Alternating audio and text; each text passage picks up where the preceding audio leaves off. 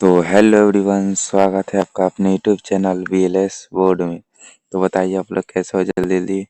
और उम्मीद करता हूँ अच्छे होंगे और अपनी स्टडी में पूरे मनोलगन से जुड़े होंगे। तो आज हम पढ़ने वाले हैं, ये हमारा केमिस्ट्री है, इंटर एग्जाम 2026 के लिए है। क्लास 12 का हमारा केमिस्ट्री हो जाएगा। सभी चैप्टर का हम रिवीजन करने वाले हैं। सब्जेक्टिव क्वेश्चन जो हमारे 20 अंक पक्का करेंगे सिर्फ एक ही क्लास से। तो क्लास में पूरे जुड़े रहिएगा।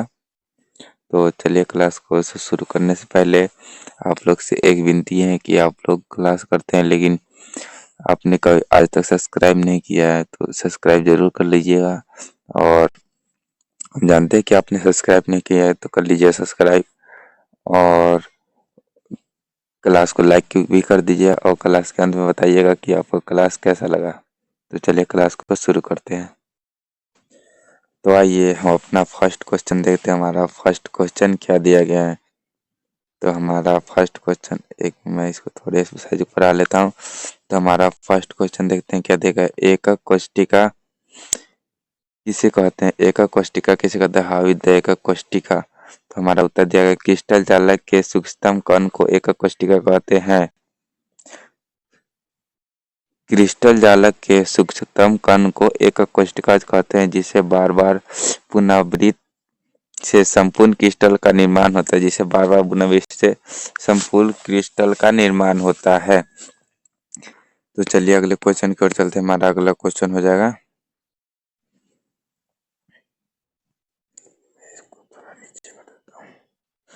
तो हमारा अगला क्वेश्चन दिया गया है, देखते हैं 2 नंबर क्वेश्चन है हमारा। आयनिक ठोस किसे कहते हैं। हाउ इज द आयनिक ठोस। और उदाहरण से ही समझाना है मैं आयनिक ठोस को। उत्तर दिया गया है, उत्तर हमें दिया गया है अच्छा अच्छा, वैसा क्रिस्टल जो धन आयन एवं ऋण आयन से बना हो, उसे जो परवल गुलामी जिस पर बंधा बन लगा हो उसे आयनिक ठोस कहते हैं। जैसे NaCl हो जाएगा, KCl हो जाएगा। मैं 1 मिनट देख लेता हूँ मैं। अच्छा ठीक है, 1 मिनट में इसको थोड़ा सा खसका लूँ। बस 1 मिनट 1 मिनट। हम्म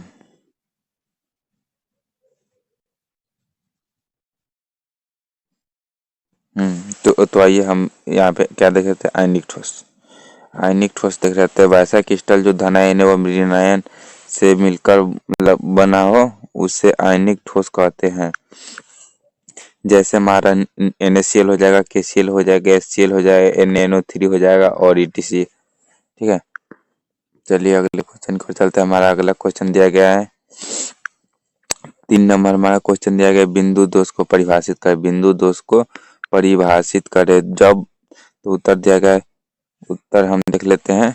उत्तर में हमारा है, जब ठोस की अवयवी कण की व्यवस्था अलग अलग जगहों पर विलुप्त हो जाती है तो उसमें एक दोष उत्पन्न होता है जिसे जिसे बिंदु दोष कहते हैं। ठीक है, तो हमारा 4 नंबर क्वेश्चन हो जाएगा। 4 नंबर हम क्वेश्चन देखते हैं। शॉर्टकी दोष एवं फ्रेंकल दोष के बीच अंतर। शॉर्टकी दोष एवं फ्रेंकल दोष के बीच अंतर दे यहाँ पे बताना है। तो हमें है शॉर्टकी दोष एक समान धन आयन एवं ऋण आयन विलुप्त होते हैं तो हमारा ठोस की दोष बनता है। एवं फ्रेंकल दोष हमारा हो जाएगा, इनमें विस्थापित होकर अंतराकाश में चले जाते हैं तो फ्रेंकल दोष बनता है। और शॉर्ट की दोष में हमारा हो जाता है, इसके कारण घनत्व में कमी आ जाती है। इसके कारण घनत्व में कमी आ जाती है। इसके कारण इसके घनत्व में कोई परिवर्तन नहीं होता है और इसके कारण स्थायित्व का चालकता बढ़ता है। इसके कारण अस्थायित्व का चालकता बढ़ता है एवं स्थायित्व घटता है। ठीक है, तो ऐसे हमारे 2-3 क्वेश्चन और 2-3 इसका आंसर और दिया गया है। तो चलिए अगला क्वेश्चन देखते हैं। हमारा 5 नंबर क्वेश्चन हो जाएगा, कांच को अतिशीतित द्रव क्यों कहा जाता है। कांच को अतिशीतित द्रव क्यों कहते हैं। तो कांच एक अक्रिस्टलीय ठोस है। इसके कणों की अतिमंद प्रवाह का गुण पाया जाता है, इसलिए कांच को अतिशीतित द्रव कहते हैं। ठीक है, तो आइए अगले क्वेश्चन की ओर चलते हैं। हमारा अगला क्वेश्चन है एफ केंद्र क्या है। एफ केंद्र क्या है हमारा अगला क्वेश्चन है। ठीक है, तो उत्तर देख लेते हैं। उत्तर क्या है? अयुग्मित इलेक्ट्रॉन द्वारा ऋणायन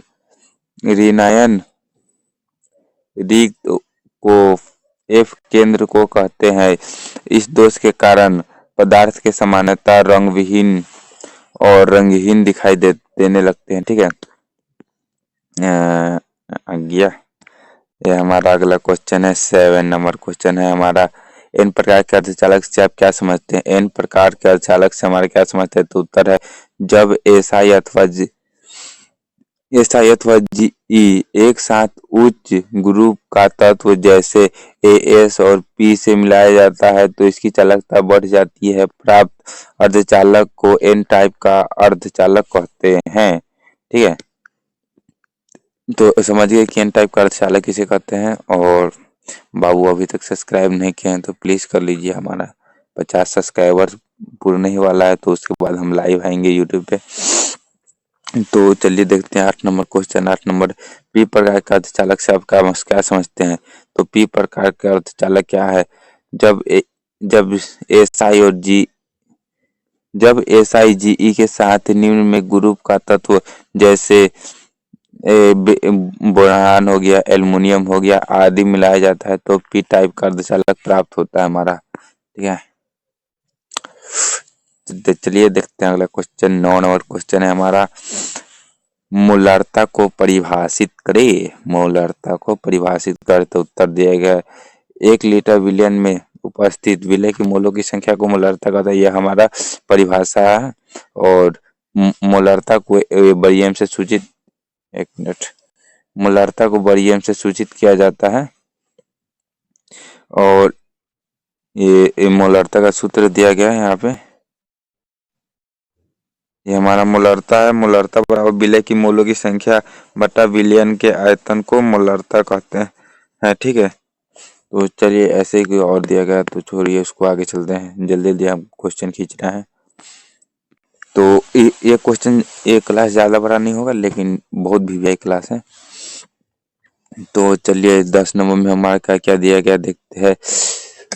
मोलरता की व्याख्या करें। मोलरता की व्याख्या करें तो उत्तर दिया गया हमारा किसी बिलियन में विलय की मोलों की संख्या नहीं, किसी बिलियन की मोलरता 1 केजी विलायक में उपस्थित 1 केजी विलायक में उपस्थित विलय की मोलों की संख्या को मोलरता कहते हैं। मोलरता कहते हैं, सॉरी, मोलरता को छोटी एन से सूचित किया जाता है। हमारा छोटी एन से सूचित करते हैं मोलरता को हो गया। और इसका सूत्र है हमारा विलय की मोलों की संख्या बटा विलयन का द्रव्यमान। ठीक है, चलिए अगले क्वेश्चन की ओर चलते हैं। हमारा मोलरता और मोलरता में अंतर पूछा है तो अंतर देख लेते हैं। हमारा पहले मोलरता का देख लेते हैं और ये हमारा मोलरता है।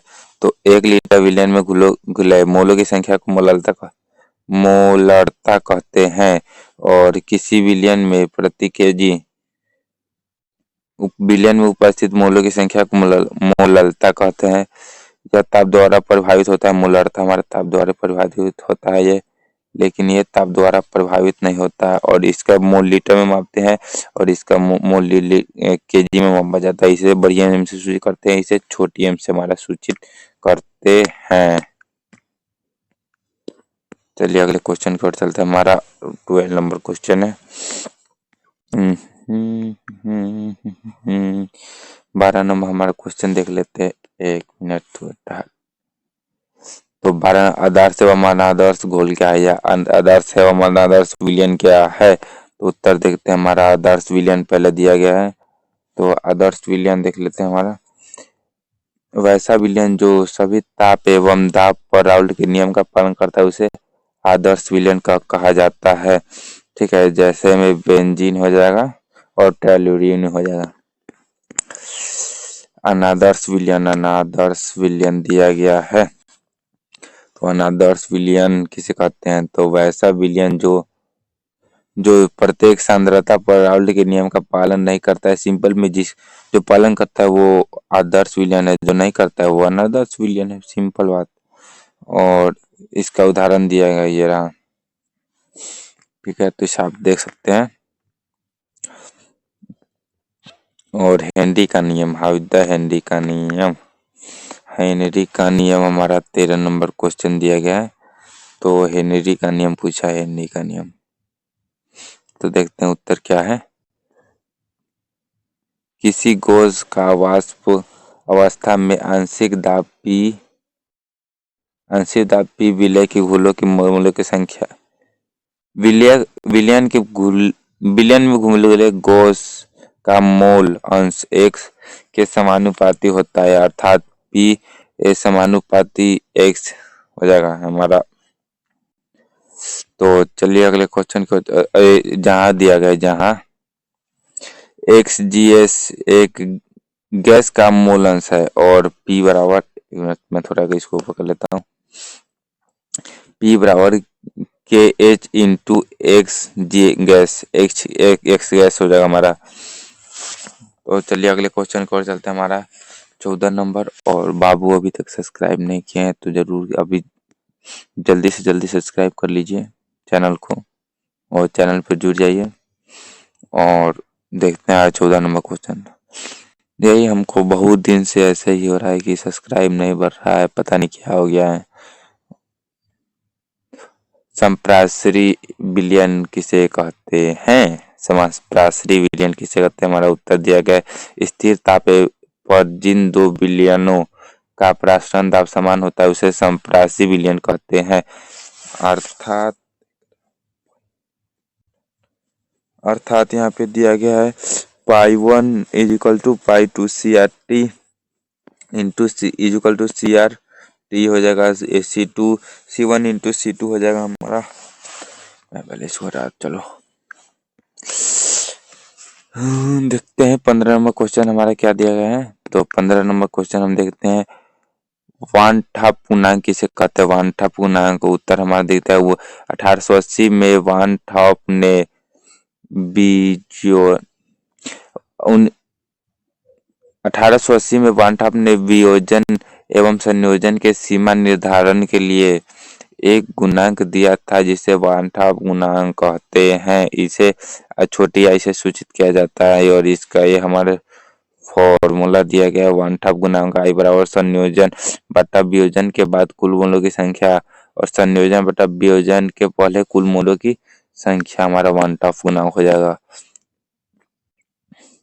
और बाबू अगर इसका PDF अगर चाहिए तो अपने को इस वीडियो के कमेंट बॉक्स में लिखिएगा कि हाँ लिखिएगा, तो हम आपको PDF अगले क्लास में बता देंगे कि कहाँ मिलेगा आपको PDF। तो अगले क्लास में जरूर जुड़िएगा। और हमारे 16 नंबर क्वेश्चन दिया गया है, प्रासरणी दाब की परिभाषा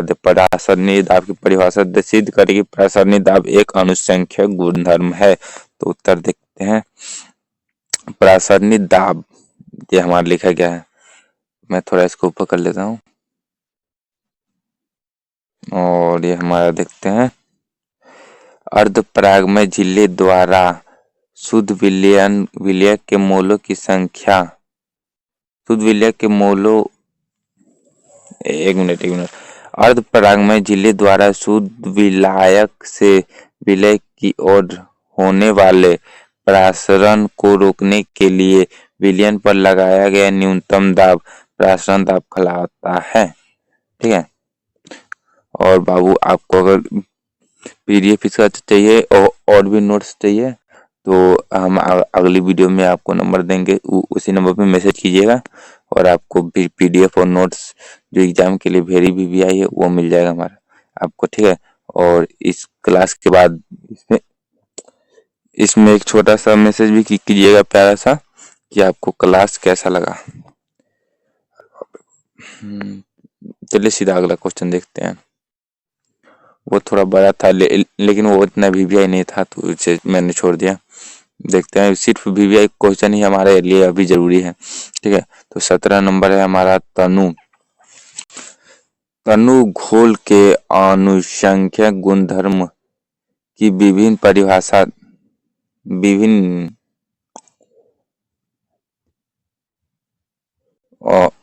यदि आप विभिन्न प्रकार के अनुसंख्यक गुणधर्म को लिखे। ठीक है। तो हमारा विलयन का वह भौतिक गुण जो विलयक के कणों की संख्या पर निर्भर करता है उसे अनुसंख्यक गुणधर्म कहते हैं। ठीक है, तो अनुसंख्यक गुणधर्म 4 प्रकार के होते हैं। वाष्प दाब का अपेक्षिक अवनमन, क्वथनांक का उन्नयन, हिमांक का अवनमन और परासरण दाब। तो ये क्वेश्चन जो है 2026 के लिए बहुत बहुत VVI हमारा क्वेश्चन है और ये हमारा 100% है कि ये क्वेश्चन साइंस में मतलब आना ही आना है ये क्वेश्चन। ठीक है, तो चलिए अगले क्वेश्चन की ओर चलते हैं। अगर आप चाहे तो इसका स्क्रीनशॉट मार के बढ़िया से याद भी कर सकते हैं, तो ये मैंने रोका है। और चलिए अगले क्वेश्चन की ओर चलते हैं। ये 100% है कि 2026 के में आएगा। ठीक है, तो उल्टा प्रासरण, तो हमारा अगला क्वेश्चन पूछा गया, मैं थोड़ा इसको ऊपर ही कर लेता हूँ। तो हमारा अगला क्वेश्चन पूछा गया है उल्टा प्रासरण या प्रतिलोम प्रासरण क्या है। तो उत्तर देखते हैं। हमारा जब शुद्ध जल एवं लवणीय जल को SPM द्वारा पृथक करके रखा जाता है तो प्रासरण की क्रिया में शुद्ध जल लवणीय जल की ओर होने लगता है। जब लवणीय जल की ओर पिस्टन द्वारा प्रासरण दाब से अधिक दाब लगाया जाता है तो प्रासरण दाब की क्रिया में विपरीत हो जाते हैं, यानी लवणीय जल केवल जल के कण शुद्ध जल की ओर आने लगती है। इस प्रक्रिया को प्रतिलोम प्रासरण कहते हैं। इस घटना में हमें शुद्ध जल प्राप्त होता है, इसलिए शोषण भी कहा जा सकता है। यहाँ पे हमारा SPM का चित्र बनाया हुआ है। यहाँ पे ये इधर शुद्ध जल है, हमारा शुद्ध जल है, इधर लवणीय जल है और यहाँ से प्रेशर लगाया जा रहा है। यहाँ से हमारा प्रेशर लगाया जा रहा है। कहाँ चल गया, हाँ यहीं पे। तो यहाँ से हमारा प्रेशर लगाया जा रहा है और इधर से जो हमारा शुद्ध जल है वो बाहर निकल रहा है। और ये है, इसमें जो रोकाट के लिए लगाया गया है उसे SPM कहते हैं। ठीक है, तो चलिए अगले क्वेश्चन की ओर चलते हैं। हमारा अगला क्वेश्चन हो जाएगा 29 नंबर क्वेश्चन देखते हैं। विशिष्ट चालकता किसे कहते हैं। विशिष्ट चालकता उत्तर दिया गया विशिष्ट प्रतिरोध के व्युत्क्रम को विशिष्ट चालकता कहते हैं। इसे के को या से सूचित करते हैं। इसे के से सूचित करते हैं, अर्थात के बराबर 1/ρ होता है। के बराबर 1/ρ होता है हमारा। ठीक है, के बराबर 1/ρ होता है और इसकी चालकता बराबर 1 बटा प्रतिरोध या रो को प्रतिरोध कहते हैं। और चालकता का मात्रक होता है प्रति ओम प्रति कूलम या कूलम प्रति सेंटीमीटर इनवर्स होता है, वही है। तो चलिए 20 नंबर क्वेश्चन की ओर चलते हैं। 20 नंबर हमारा क्वेश्चन दिया गया है और विद्युत रासायनिक तुल्यांक की परिभाषा दे। तो विद्युत रासायनिक तुल्यांक की परिभाषा हमारा पूछा है, तो उत्तर देखते हैं। यदि विद्युत अपघटन की क्रिया में एक की धारा 1 सेकंड पर 1 एम्पियर की धारा 1 सेकंड में प्रवाहित हो जाती है तो इस इलेक्ट्रोड पर मुक्त पदार्थ की मात्रा को रासायनिक तुल्यांक कहा जाता है। ठीक है, अर्थात M बराबर Z इंटू 11 तो हो जाएगा M बराबर Z हमारा टोटल आंसर।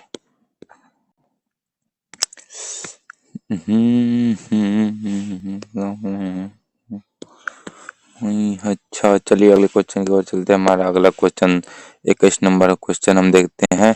तो 21 नंबर क्वेश्चन इलेक्ट्रोड एवं इलेक्ट्रोड विभव को परिभाषित करें। तो उत्तर देखते हैं। इलेक्ट्रोड दिया गया है जब किसी धातु के छड़ को उस लवणीय विलयन में डुबाकर रखा जाता है तो छड़ पर एक आवेश उत्पन्न होता है एवं छड़ की विपरीत आवेश विलयन में उत्पन्न हो जाती है। इस युक्ति को इलेक्ट्रॉन का अर्धशेल कहा जाता है, या इलेक्ट्रॉन या अर्धशेल वही है। तो चलिए अगले क्वेश्चन नहीं, उसी का आगे होगा अभी। हाँ, उसी का आगे दिया गया इलेक्ट्रोड विभव क्या है। जब किसी छड़ को उसी लवणीय जल में भी डुबाकर रखा जाता है तो क्षण पर एक आवेश उत्पन्न होता है तथा क्षण के विपरीत आवेश विलयन में उत्पन्न हो जाता है। इन दोनों विभवांतर को इलेक्ट्रोड विभव कहा जाता है। इसे ये बड़ी से सूचित करते हैं हमारा, ठीक है। हाँ 22 नंबर क्वेश्चन आ गया हमारा। 22 नंबर हमारा क्वेश्चन है। तो 22 नंबर क्वेश्चन क्या है? 22 नंबर क्वेश्चन में देखते हैं लवणीय सेतु किसे कहते हैं। तो लवणीय सेतु किसे कहते हैं, इसका उपयोग लिखे। लवण सेतु है, लवण सेतु। तो उत्तर देखते हैं। डेनियल सेल में 2 इलेक्ट्रोड जोड़ने के लिए यू आकार का एक नली लिया जाता है जिसे लवणीय सेतु कहते हैं। तो इसका सिंपल में डेनियल सेल में इलेक्ट्रोड को जोड़ने के लिए यू आकार का नली लिया जाता है जिसे लवणीय सेतु कहते हैं। इसका उपयोग है हमारा दिया गया है। यह दोनों इलेक्ट्रोड को आपस में जोड़ता है। यह इसे हटाने पर केवल वोल्टता गिरकर शून्य हो जाती है, ठीक है। और 3 नंबर परिभाषा दिया है, यह परिपथ को पूरा कर सकती है।